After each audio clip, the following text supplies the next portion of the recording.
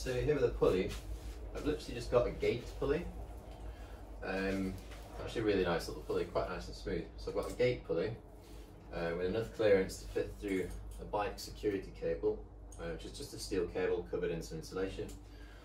I've hooked it around a rafter with a yoga strap and then onto a carabiner. Really simple, cost me about $20. And to each end of the security cable, I've hooked on 2 more carabiners. So to hook a weight onto it, I'll take one end, fix it through the centre of a weight plate, hook it back round, and clip it back on. Now the other end, I can just hang that. The other end, just got a little D handle that I have, thank you, that I got with one of my resistance band sets. And from there, you've got a D handle, a pulley, just like to let go stuff. You will do, yeah. And then from there, we've got a pulley. Dead simple, really cheap. Obviously, you don't have to use a weight, you could use whatever you want. If you've got a backpack, fill it with some water bottles and just hook it through the loop or whatever. Really cheap and simple. So this is what we're going to use to do stacked seated rows. So we're going to hook 2 handles to the top. So 2 D handles around the carabiner, and we've got a double arm seated row. Obviously be careful with the weight swinging. To prevent that, you could hook 2 pulleys in a series to have the weight a bit further away from yourself to make it safer, but I just watch it. So from here, so I call it a seated row because I'm standing, but a single pulley reduces or increases the difficulty exponentially. Most of the machines in gyms have got about 4 or 5. With each pulley that you add, it makes the weight feel lighter in your hands. So where you think that 90 kilos is your usual lat pull down or seated row weight, you might be more looking at about half of that if you've got a single pulley. So it's a lot harder. You'll probably have seen some old pulleys with some old machines with just 1 or 2 pulleys on them, which are a heck of a lot more difficult. Anyway, so we're going to do these standing because there's less actual weight dragging me back down, so I can still get enough through standing, and I can still get the same angle. So I'm going to stand chest up, knees slightly bent, position myself with the same sort of integrity that I would do on a seated row, poised and ready to exercise. And it's coming from a slightly higher position, so it's kind of a bit like a higher seated row, but nonetheless I can still get the same connection in my lats. I'm going to drive down, pull towards my navel, keeping my chest tall, squeezing my elbows into my back pockets, and then slowly return. And that feels just as good as any seated row that you'd find in the gym. Really smooth as well. Right, there we go, Steph. Put this back, just like a weight tape. Okay, chest full.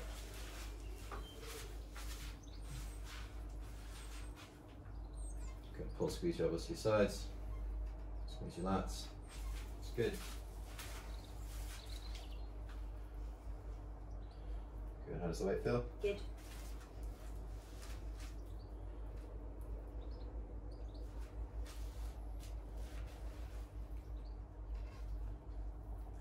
Good, a few more for me. Just keep that tension in your lats, don't overreach. Good. That's good. Do you need more weight? No, that's good. Just stop down, good.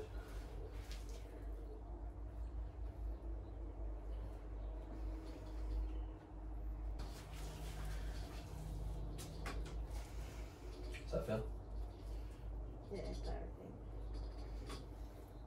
Should do, because the drag of the plate, the drag of your feet will be stopped by the plate.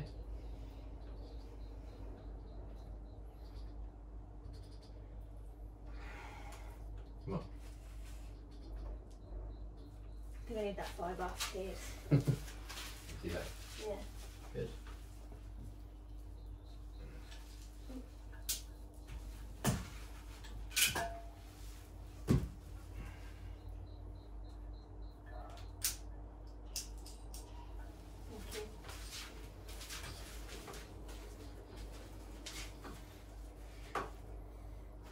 Surprisingly not that difficult to even drop a flag off.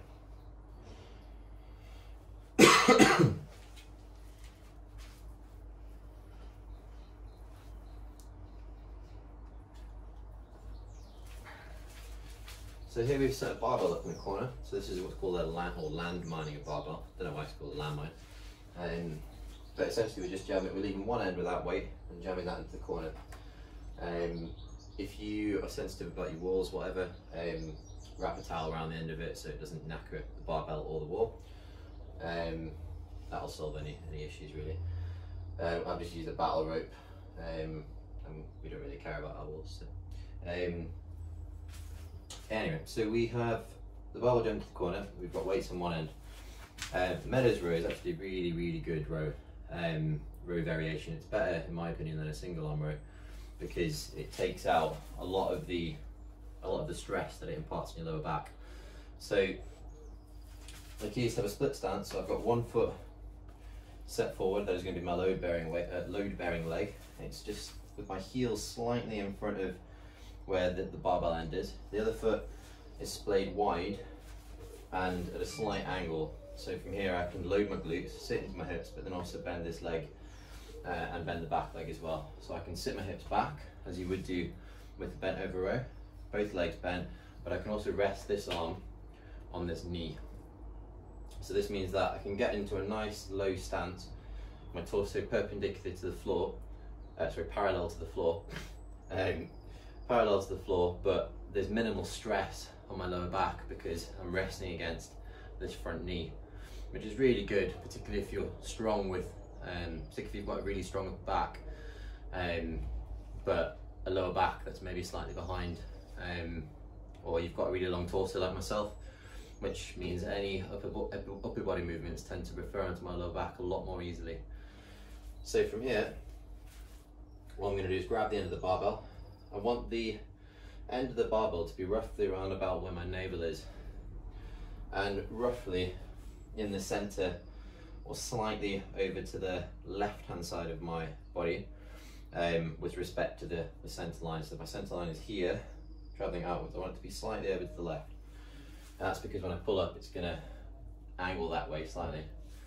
So I'm just going to grab onto the edge of the barbell. I can just use my hand. You might need a strap if your grip isn't as thick. So I'm going to put my thumb on the end, grab over the top, make sure I'm stable, set, this position feels comfortable, pull up to my navel. This should pull just the outside of my waist, and slowly lower back down, as you would do with a single arm row. Very comfortable movement. And I'm driving back with the elbow. You could also do it with a neutral grip if you want to brace yourself from the side. You can change your stance if you feel more comfortable this way. Well, that won't work for me. Better if you brace against the surface if you're going to go with the neutral grip, but you can play around with the angle a little bit. But it tends to be better in the conventional position over here. And the other side, just replicate the same with your opposing side. So we get Steph a go. She's going to use straps. Her hands aren't as big as mine. Set her feet nice and far apart, that's fine. Make sure it's wide enough. Set your back, make sure your glutes are loaded. Pull up, squeeze, slowly lower. So she's going to do 6 to 8 reps for 2 sets, and then she's going to do a 50 rep set where she trades back and forth without any rest until she's hit 50 total reps per arm.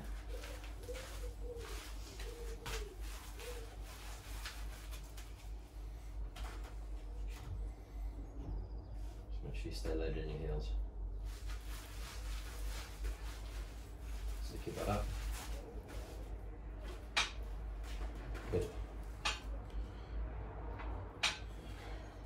your weight centered into your ring and pinky finger. Oh, good. Good. Yeah, so I find like an angle.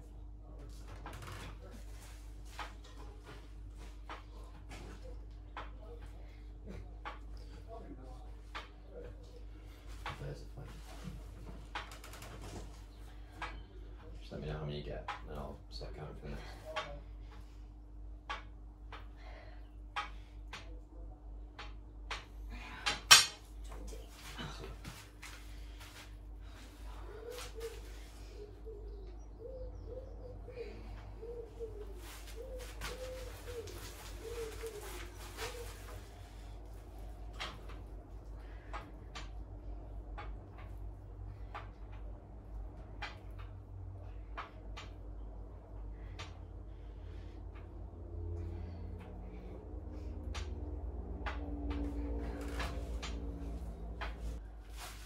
Come on.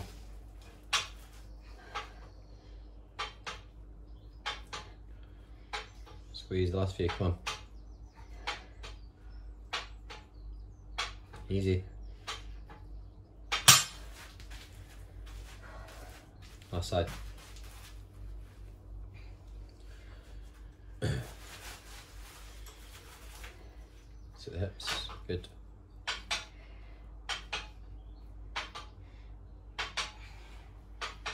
So come on.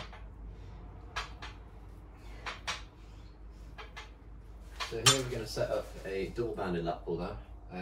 The issue with most people don't like bands as opposed to cables, because when they stretch, the resistance increases. So what a lot of people tend to argue with is that during the stretch they get enough at the back end of the movement but not enough at the starting point of the movement. So we've got a little creative way where if you use a slightly stronger band, say I've hooked this around one of the rafters and I then pull on that stronger band with two lighter bands, when these two lighter bands start to pull to a certain extent, it will start to pull on the heavier band.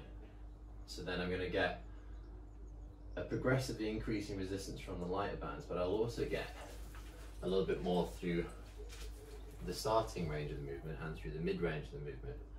And you can play about with different bands, different resistances on different coupling bands, depending on what sets you've got. Generally you want two that are maybe 1 or 2 levels apart, and it'll depend on the movement as well. So in this instance we've used a heavy band coupled with 2 lighter bands for a lat pull down, to decrease the stress on the rotator cuff, but to increase the stress on the lats and the back muscles. And at the start of the movements where you're going to feel your rotator cuff and your stabilizers. So we're going to do this with Steph kneeling. Down at the floor is a little bit too difficult for Steph. So we're going to start off kneeling and go for about 8 to 10 reps. And as with any movement, tempo is obviously critical. So we're going to go for a 2 to 3 second negative and 1 to 2 second positive. So she's using her lats to fight the bands returning, and that will increase the difficulty of the exercise. As you can see there, when she's pulling down, the smaller bands are stretching the most, but the top band is stretching just a little bit. That's going to add the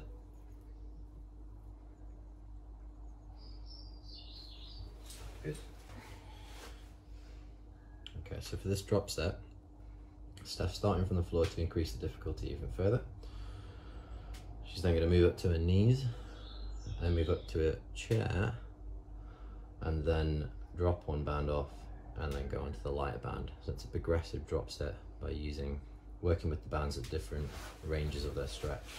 So we're decreasing some of the resistance by moving up to her knees. A couple more. So obviously, traditional drop set, you just drop the weight pin by pin, but here we're just decreasing the length of their stretching too, which is actually really easy. Okay, move into your chair. need further forward. Yeah, but Needs to be under the sorry.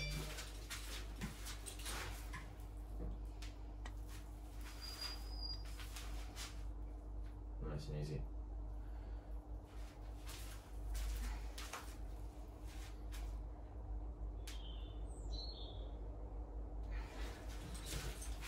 Should we take it off?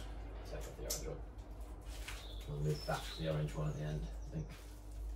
The orange one's slightly light. You okay? Oh, you're taking off. You just took. Oh, right, sorry. Orange. You move the chair, please. Okay, Two pieces of the chair. so I'm just going back to down to the knees.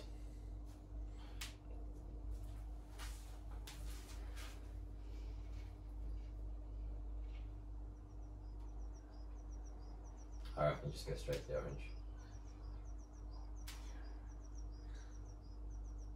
This is a really easy one.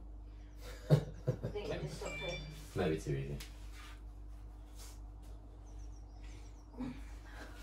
Okay, so sometimes you need a bit more modification. But there we go.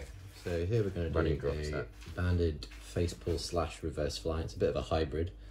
It's just going to target the upper back muscles, wherever your traps, rhomboids, teres, etc. I tend to prefer the face pull with more on the end range and to sit with a longer squeeze at the end, such as a 2 to 3 second squeeze. So all we're trying to do here is strengthen the muscles that are responsible for retracting the scapula. This is quite an important exercise, quite a useful exercise for people that have got desk jobs or any jobs that would result in spontaneous rounding of the shoulders. Good, nice squeeze. So here you can see the top band is more acting as an anchor rather than contributing to the exercise, but that's okay because we want a bit more at the back end anyway.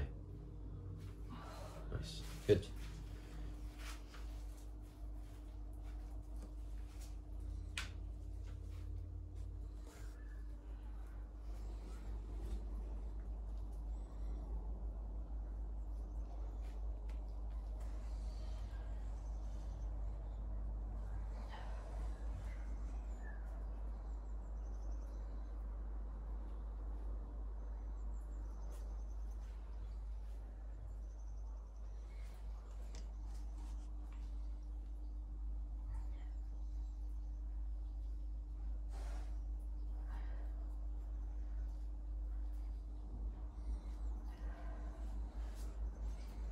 Cool. That's more moving to your school. It's recording that.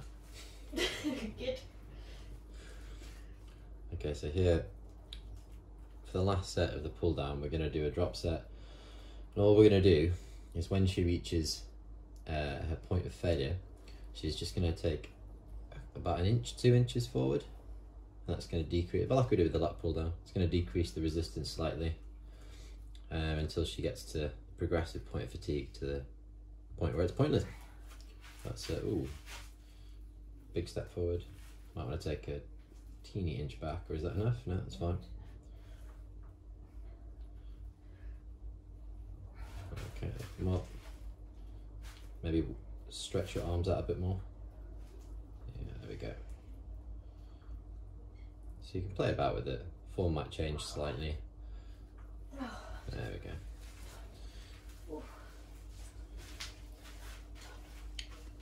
Yeah, the other thing is with the banded resistance band training is you can blur the lines slightly as long as you're feeling it in the target area. Like we did there, we widened the arm slightly to increase the moment on. Steph's going to drink from her bottle. Nice bottle. It's functional. Does the trick. Is that because it holds water and you drink? I think you need to stand up in front of me. Cool.